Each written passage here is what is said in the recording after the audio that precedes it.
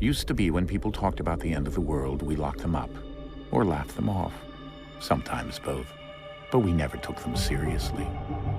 Maybe we should have. But I'm getting ahead of myself. Better to start at the beginning, with the abduction of Desmond Miles, my son. This boy had no ambition, no direction, no plans for the future.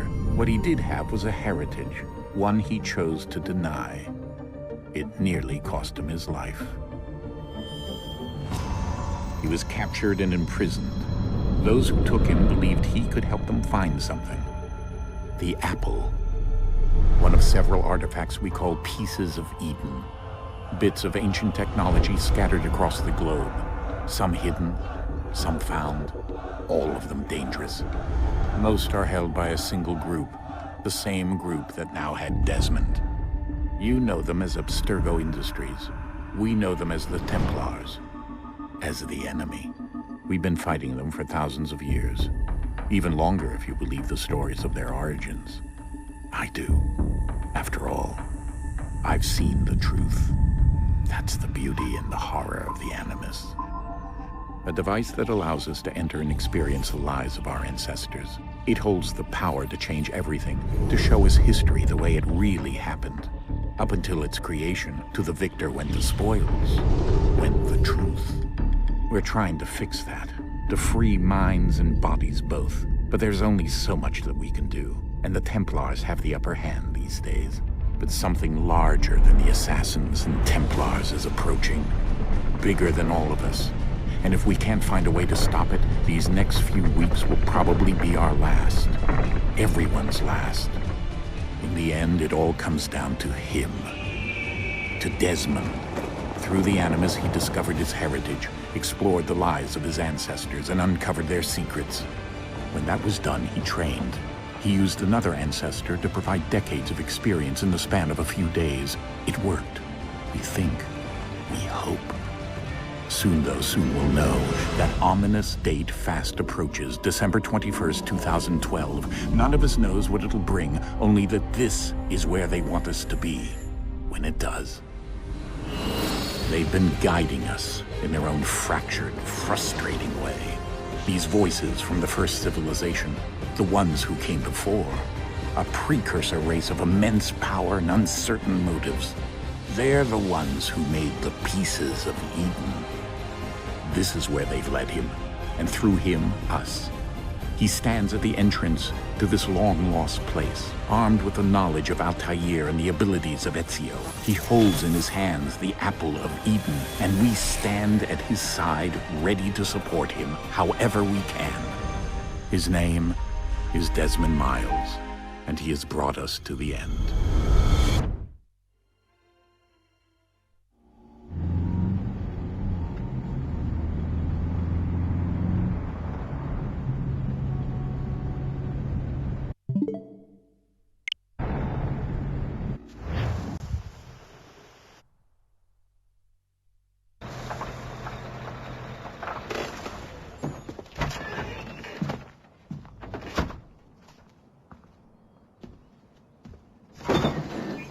We're here.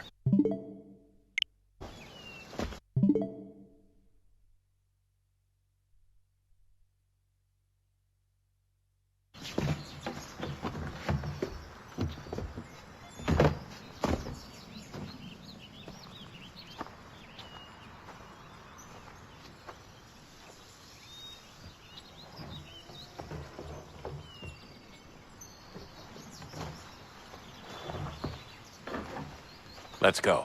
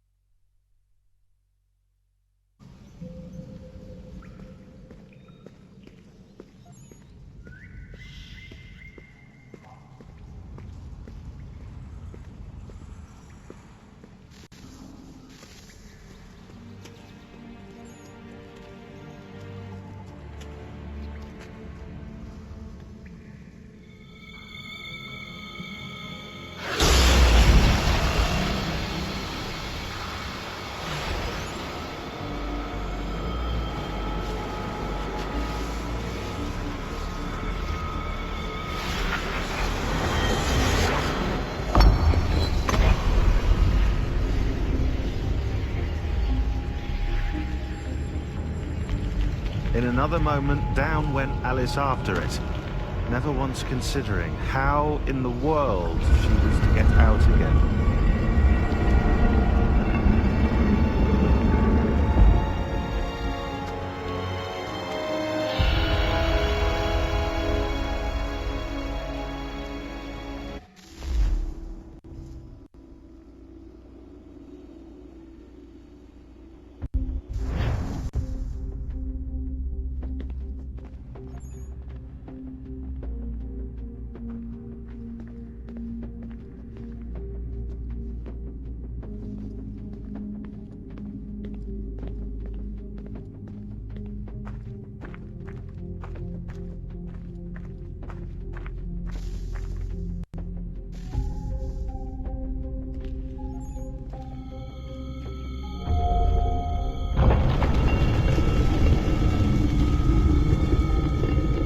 I think we're here.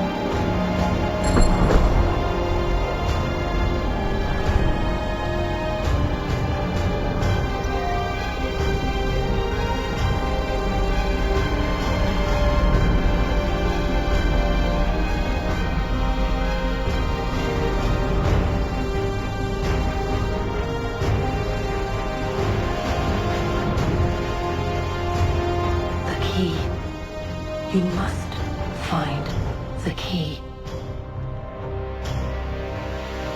Son? Sir.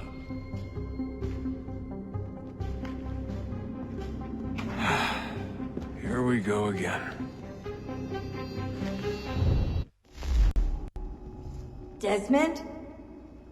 Do you hear us? Yeah. What happened? The temple triggered a bleeding effect. You collapsed and entered into a fugue state. So naturally, you dropped me into the Animus instead of, I don't know, making sure I was okay? You weren't in any danger. Besides, the temple appeared to be communicating with you, and I didn't want to risk severing the connection. At least not until we knew what it wanted. Right. Of course. Son, No, it's fine. I get it. And I know what I'm looking for, by the way. It's a key. Just no idea where it is, though. I guess that's why she triggered the bleeding effect. She? Juno, Dad. She's talking to me. Okay, Desmond. While you were, visiting Constantinople, we picked up a software update for the Animus. I'd like to run a couple of quick tests, make sure there aren't any major issues. All right. What do you need me to do? We'll start simple. Walk to the marker over there.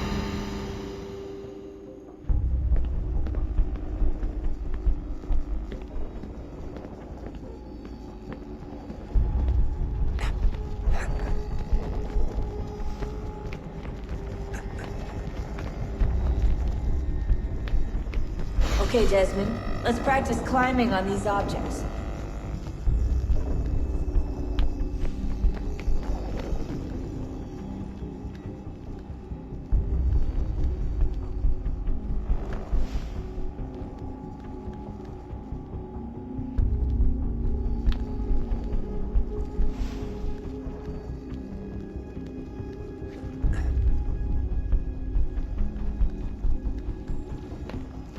Run your way through this little obstacle course.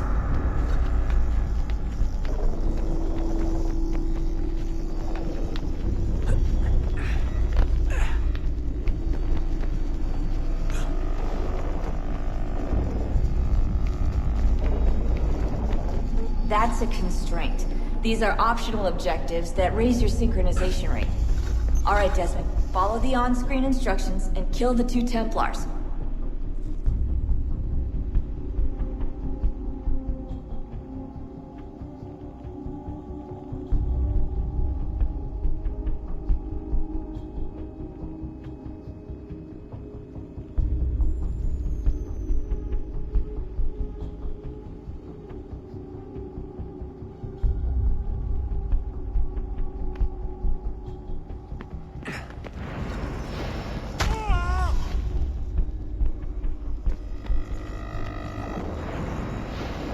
All you have to do here is jump the gap.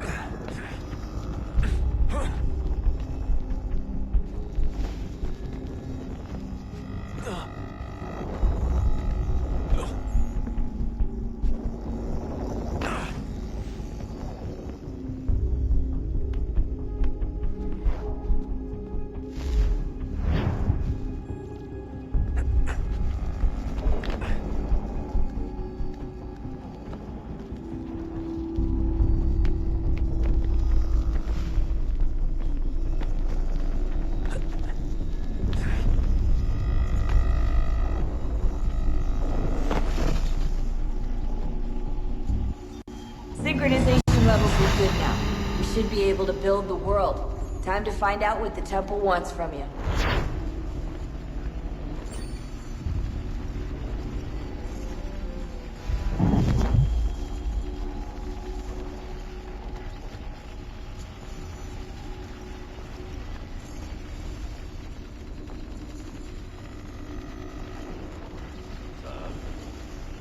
Sir. Everything all right, sir? Yes, fine. I'm just preoccupied, that's all. Don't forget your invitation. Master Birch will be meeting you inside. Thank you. Where shall I retrieve you once you're done? Front of the Opera House. And be quick about it. Don't expect to be here long. I'll bring her round at once.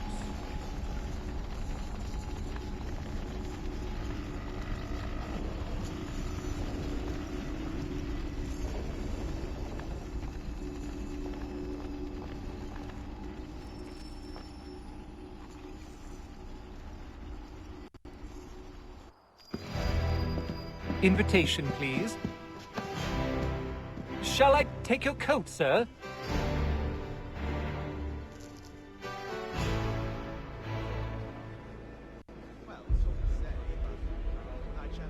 Ladies and gentlemen, you are requested to kindly find your seats. The pieces we have selected are most sure. Beautiful.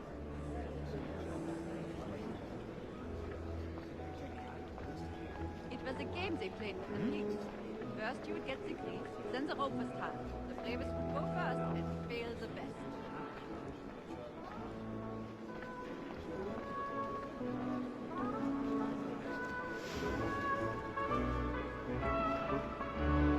Good evening, sir.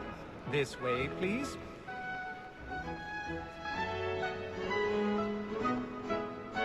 My apologies.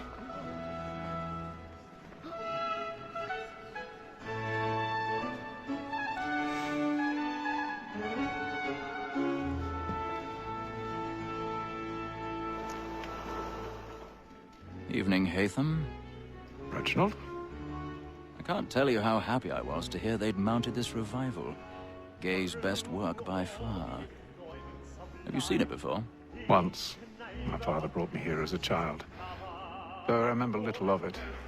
I don't suppose tonight will afford me the luxury of a proper viewing either. No, I'm afraid it won't. On to business then. Do you see him? And the statesman, because he's so great, thinks his trade as honest as mine.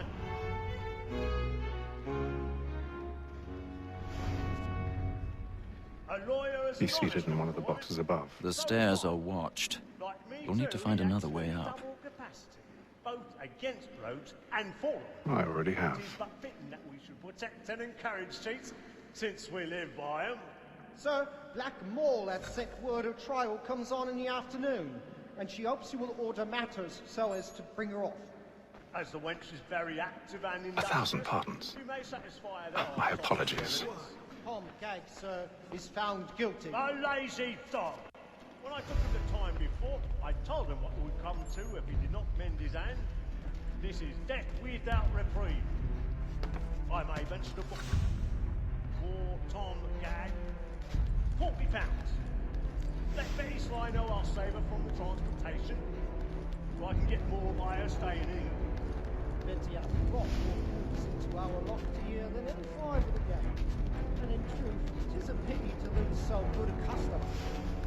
If none of the gang take her off, she may, in the common course of business, live her 12 months longer. I love to let women escape. A good sportsman always lets the end of partridges fly, because the brain of the game depends on it. Besides, here the law allows us no reward. There's nothing to be got by the death of women, except our wives. Without dispute, she is a fine woman. Was to her I was obliged to remind her. And to say a bold word, she hath trained up more young fellows to the business than the gaming table. Truly, Filch, my observation is right.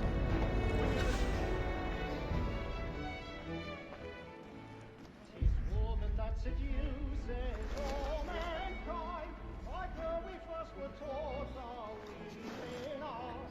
Her very life can cheat when both she tricks us of our money with her hearts.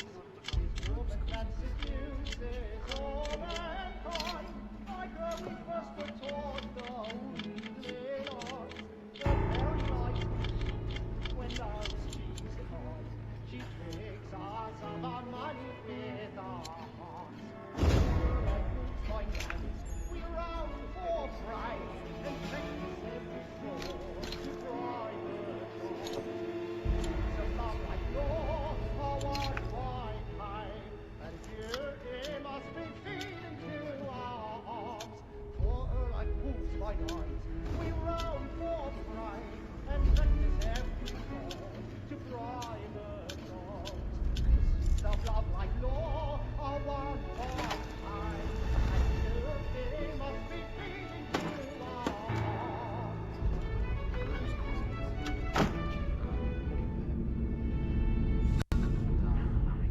I make haste and use it, boy. And let me friends know what I intend. Well, I love to make When a gentleman is long kept in suspense, penitence may break his spirit ever after. Besides, certainty gives a man a good air upon his trial, and makes him risk another without fear or scruple. But all away, for 'tis a pleasure to be the messenger of comfort to friends in affliction. But 'tis now high time to look about me for a decent execution. I hate a lazy rogue by whom one can get nothing till he's hanged. Burning up the I register of the gang. Crook-fingered Jack. A year and a half in the service. Let me see how much the stock owes to his industry.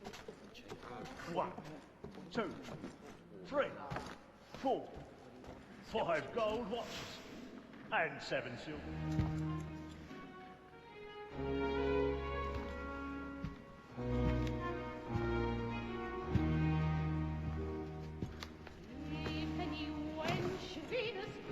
Haytham. You should have come to me. We would have found another way. Yes. But then you would have known.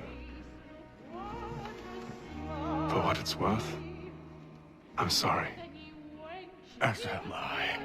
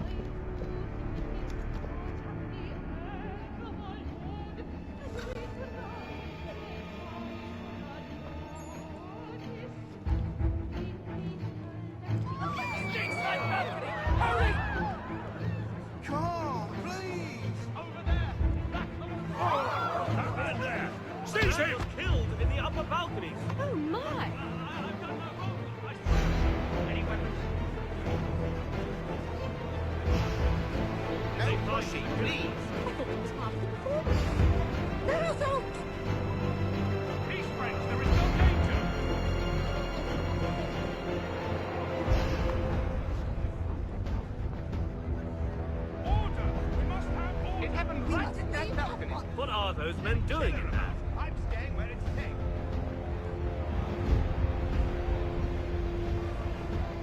Move! Move! Imbecile!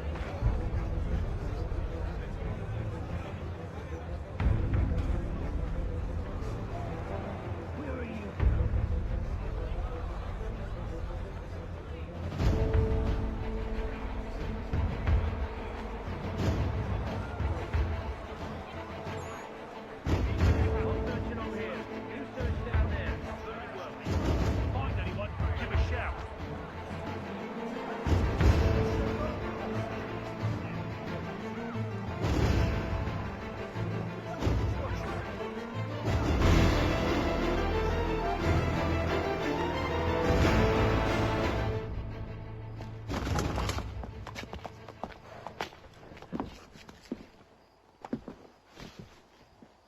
And how was the opera? Rather dull, truth be told.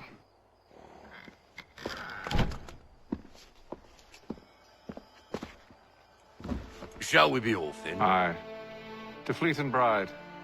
By your command.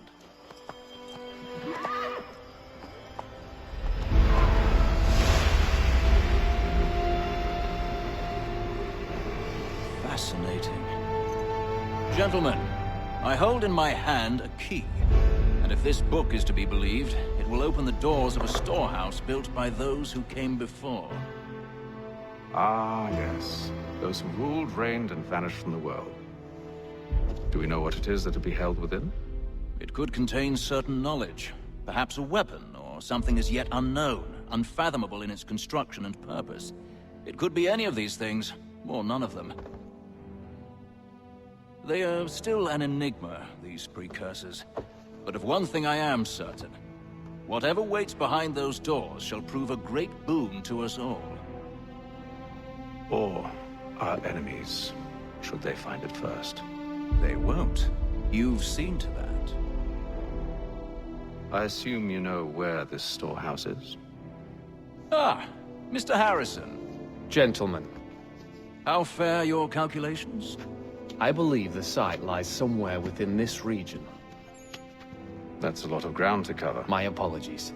Were that I could be more accurate. That's all right. It suffices for a start. And that is why we've called you here, Master Kenway. We'd like for you to travel to America, locate the storehouse, and take possession of its contents. I'm yours to command. Although a job of this magnitude will require more than just myself. Of course. Upon this paper are the names of 5 men sympathetic to our cause. Each is also uniquely suited to aid you in your endeavor. With them at your side, you will want for nothing. Well, then I'd best be on my way. I knew our faith in you was not misplaced. We've booked you passage to Boston. Your ship leaves at dawn. Go forth, Hatham, and bring honor to us all.